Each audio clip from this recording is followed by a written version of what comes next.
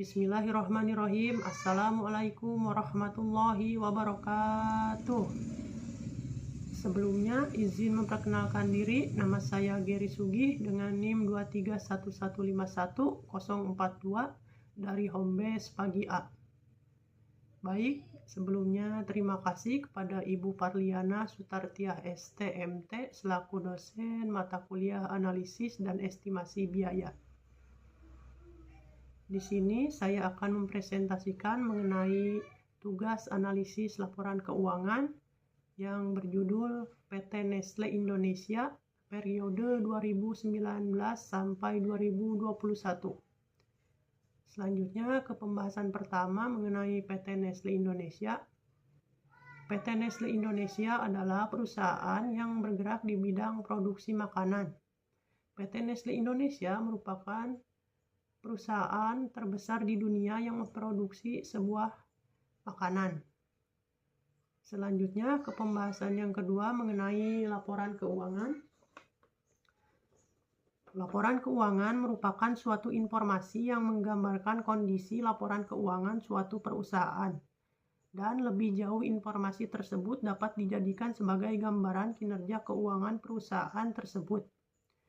Laporan keuangan dapat digunakan untuk menilai prestasi yang dicapai perusahaan pada saat lampau, masa sekarang, dan rencana pada waktu yang akan datang. Selanjutnya ke pembahasan mengenai kinerja keuangan. Istilah kinerja keuangan ini telah banyak dikenal oleh masyarakat pelaku ekonomi. Kinerja keuangan merupakan tingkat prestasi yang dicapai oleh perusahaan. Kinerja keuangan merupakan suatu usaha formal untuk mengevaluasi efisiensi dan efektivitas perusahaan dalam menghasilkan laba dan posisi kas tertentu. Dengan pengukuran kinerja keuangan dapat dilihat prospek pertumbuhan dan perkembangan keuangan perusahaan.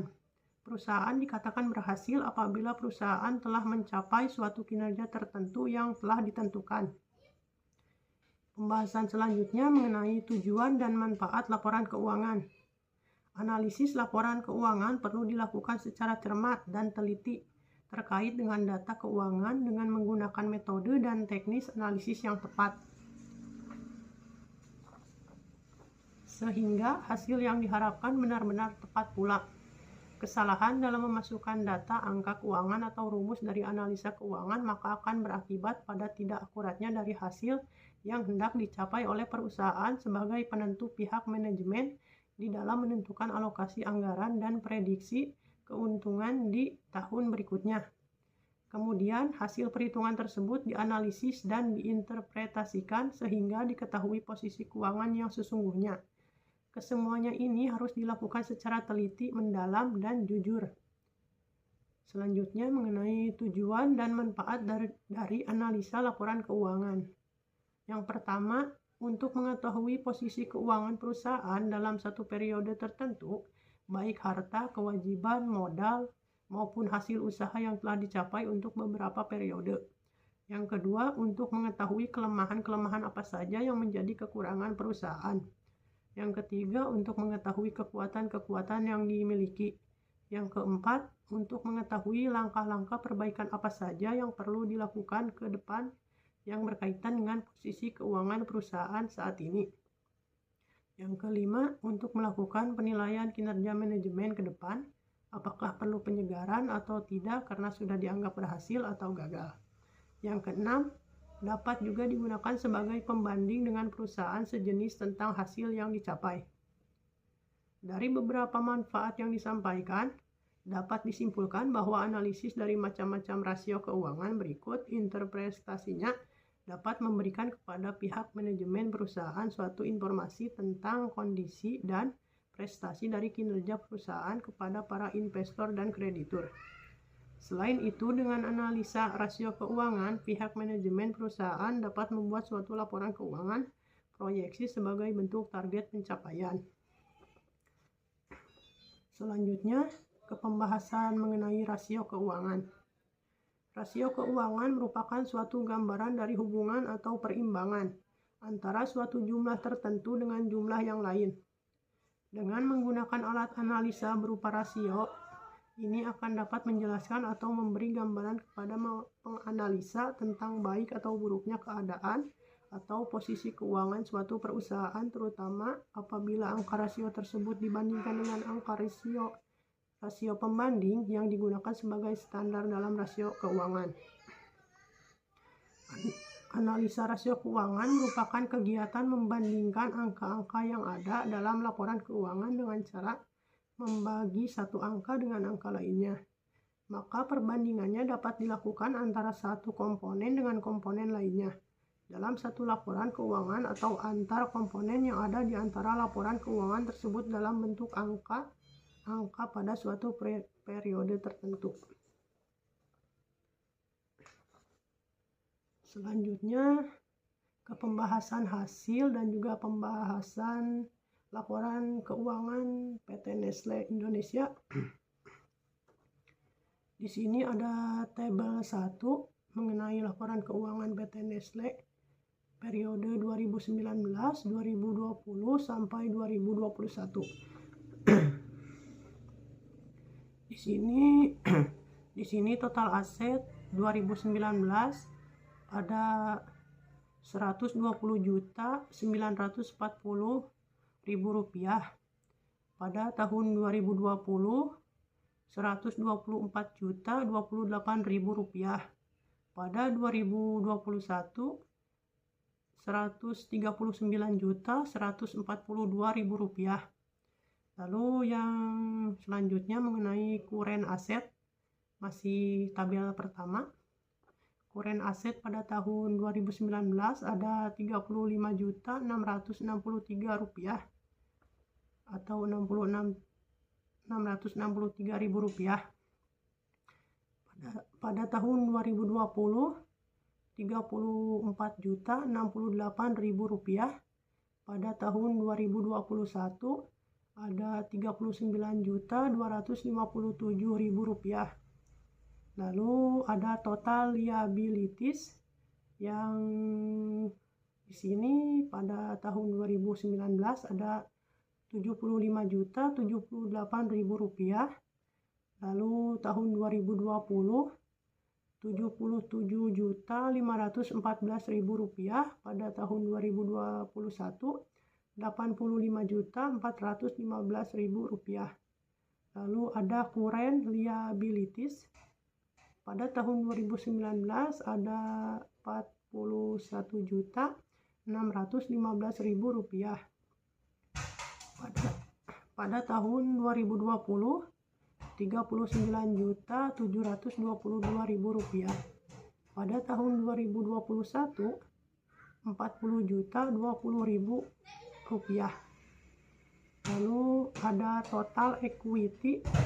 Pada tahun 2019 ada 52.862.000 rupiah. Pada tahun 2020 ada 46.514.000 rupiah. Pada tahun 2021 ada 53.727.000 rupiah. Lalu ada pounded debit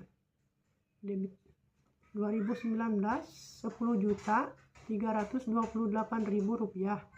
Lalu pada tahun 2020 12.019.000 rupiah.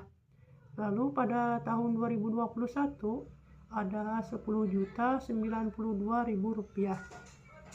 Lalu ada gross profit margin. Pada tahun 2019 12.904.000 rupiah. Pada tahun 2020 12.372.000 rupiah. Pada tahun 2021 ada 17.196.000 rupiah. Maksudnya pada tahun 2021 ada 17.196.000 rupiah. Di sini ada tabel 1 mengenai laporan keuangan PT Nestle Indonesia.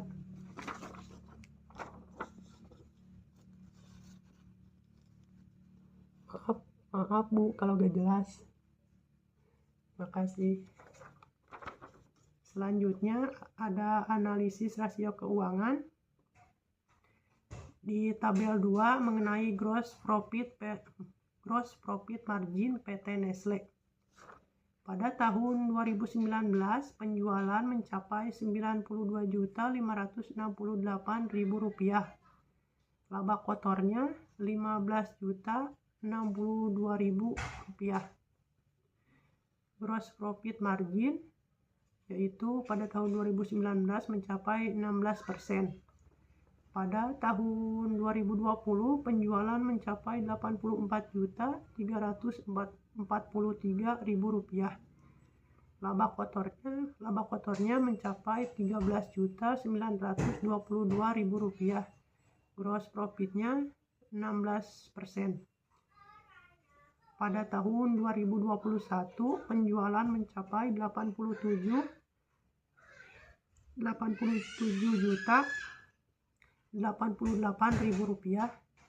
Laba kotornya Rp10.806.000. Gross profitnya mencapai 12%. Ini mengenai tabel 2 gross profit margin PT Nestle.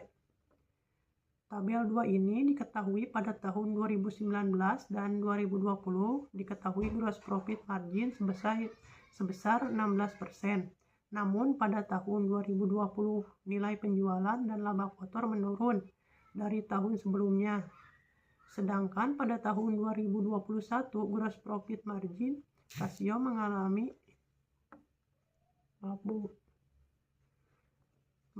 peningkatan lebih dari tahun 2020%. Penurunan gross profit margin menjadi pekerjaan bagi PT Nestle agar tidak terulang lagi karena penurunan ini akan berdampak terhadap kinerja perusahaan dan laporan keuangannya. Yang selanjutnya mengenai ini masih tabel 2 ya. Maaf Bu kalau kurang jelas. Makasih. Selanjutnya mengenai return on investment atau ROI.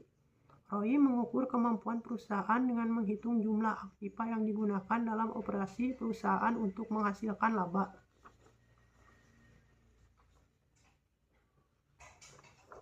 Di sini ada tabel mengenai return on investment PT Nestle. Di sini mengenai tabel 3 ya, tadi sebelumnya tabel 2, sekarang tabel 3. Pada tahun 2019, total aktiva Rp127.940.000. Laba bersih sesudah pajak Rp12.904.000. ROI-nya yaitu 10%. Lalu pada tahun 2020, total aktiva Rp124.028.000. Laba bersih sesudah pajak Rp12.372.000. ROI-nya yaitu 9%. Lalu pada tahun 2021, total aktivanya Rp139.142.000. Laba bersih sesudah pajak Rp17.196.000. ROI-nya yaitu 12%. Tabel 3 diketahui pada tahun 2019 sebesar 10% dan pada tahun 2020 terjadi penurunan nilai rasio menjadi 9%. Penurunan ini terjadi karena penurunan nilai laba bersih sesudah pajak juga disertai menurunnya nilai total aktiva. Sedangkan pada tahun 2021 rasio return on investment atau ROI mengalami peningkatan menjadi 12%. Peningkatan ini karena meningkatnya laba bersih sesudah pajak dan total aktiva. Fluktuatifnya nilai ROI menjadi pertanda bahwa nilai laba sesudah pajak di perusahaan masih ada masalah yang belum teratasi atau formulanya belum bisa diterapkan di tahun yang berbeda. Ini ya Bu tabelnya. Ini ya Bu yang atas tabelnya. Terima kasih. Maaf Bu kalau gak jelas. Maaf kalau kurang jelas. Selanjutnya mengenai return on equity atau ROE. ROE digunakan untuk mengukur tingkat pengembalian perusahaan dalam menghasilkan keuntungan dengan memanfaatkan ekuitas yang dimiliki oleh perusahaan. Lalu di sini ada tabel 4 mengenai return on equity PT Nestle. Pada tahun 2019 total modal yaitu Rp9.752.000, laba bersih sesudah pajak Rp12.904.000, return on equity-nya yaitu 32,3%.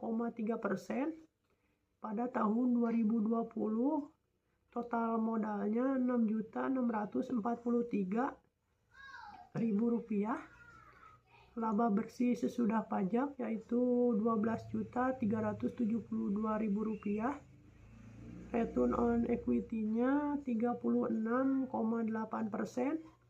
Pada tahun 2021 total modalnya Rp6.194.000, laba bersih sesudah pajak Rp17.196.000, return on equity PT Nestle-nya yaitu 42,5%.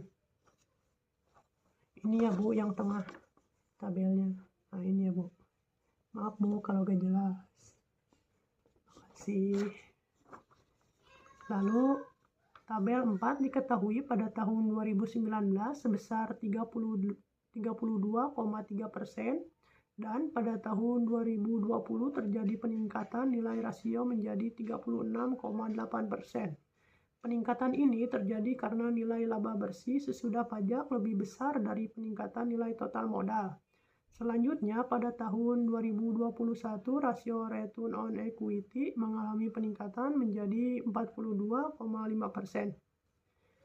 Bertambahnya rasio ini diikuti oleh laba bersih sesudah pajak dan total modal yang semakin sedikit. Peningkatan return on equity di perusahaan PT Nestle menandakan bahwa penjualan dan penghasilan laba bersih berjalan seperti apa yang diharapkan. Selanjutnya mengenai net profit margin PT Nestle. Net profit margin merupakan rasio yang digunakan untuk mengukur laba bersih sesudah pajak dibandingkan dengan volume penjualan. Di sini ada net profit margin pada tabel 5 ya. Ini ya Bu. Maaf kurang jelas. Makasih. Tabel 5 pada tahun 2019 penjualan mencapai Rp9.568.000, laba bersihnya Rp12.904.000, net profit marginnya 13,9%. Pada tahun 2020 mencapai penjualan Rp84.343.000, laba bersihnya Rp12.372.000, net profit marginnya 14,6%. Lalu pada tahun 2021 penjualan mencapai Rp87.088.000, laba bersihnya mencapai Rp17.196.000, net profit marginnya 19,7%. Ini ya Bu, yang paling bawah. Nah ini Bu. Maaf, makasih. Mengenai tabel 5, tabel yang tadi ya. Tabel 5 diketahui pada tahun 2019 sebesar 13,9%. Dan pada tahun 2020 terjadi peningkatan nilai rasio menjadi 14,6%.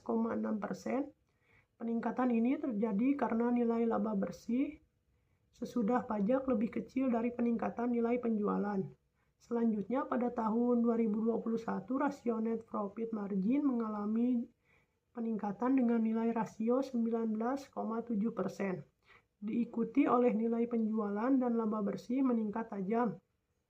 Net profit margin yang meningkat setiap tahunnya menandakan bahwa kinerja perusahaan berjalan seperti apa yang telah direncanakan dan target penjualan terpenuhi.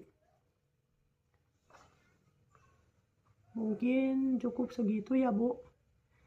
Mohon maaf apabila ada kurang jelas. Di sini saya terus belajar untuk bisa presentasi lebih bagus. Di sini saya Geri Sugi mengucapkan banyak terima kasih yang sebesar-besarnya, dan saya harap bisa dimaklumi atas presentasi yang belum maksimal. Semoga ini menjadi